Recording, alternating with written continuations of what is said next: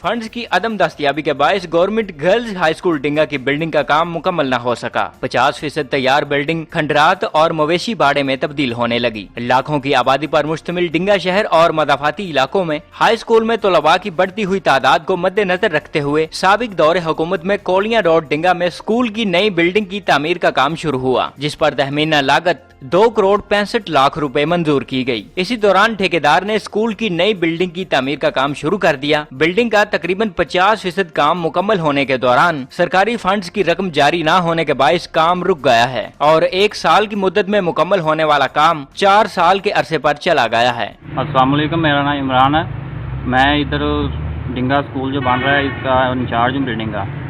ये स्कीम जो थी 1 साल में मुकम्मल होनी थी, जो कि फ़ंड ना होने की वजह से तहीर का शिकार है और 4 साल हो गए हैं इसको बंद हुए। लिहाजा मेरी गुजारिश है कि आप मेहरबानी करके इसके फ़ंड रिलीज़ किए जाएँ ताकि ये काम मुकम्मल हो, इधर आके बच्चे अपनी तलीम जाए। मेरा नाम हसनैन हैदर है, मैं डिंगा का रिहायशी हूँ। तो ये अल्लामा इकबाल गर्ल्स हाई स्कूल है जो 1 साल में कंप्लीट होना था, लेकिन फ़ंड रुकने की वजह से ये जो है ना काम भी रुका हुआ है।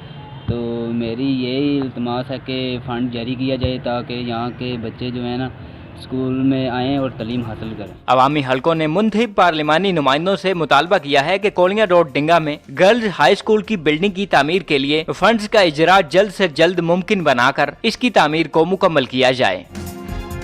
Zaheer Sayal, news alert, डिंगा।